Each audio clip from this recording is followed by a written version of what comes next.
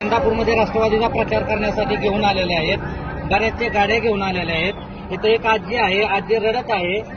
ते सकाळपासून जेवलेलं नाही. इथं हजारो महिला आहेत, त्या सकाळपासून जेवलेल्या नाही. त्यांना घेऊन येणारा हा माणूस आहे इंदापूरमध्ये दर्गामध्ये चौकामध्ये. आता हा माणूस बोलायला सुद्धा तयार नाही. त्या माणसाला कुणी इथं आणलंय, या महिलांना कुणी घेऊन यायला लावले. हा माणूस एकही शब्द बोलत नाही. हा इंदापूरमध्ये इतका संताप येणारजनक असा प्रकार घडत आहे, तरीही हा माणूस गप्प बसलेला आहे. तुम्हाला कुणी आणायला लावले या महिलांना? बोला, काय ते उत्तर द्या.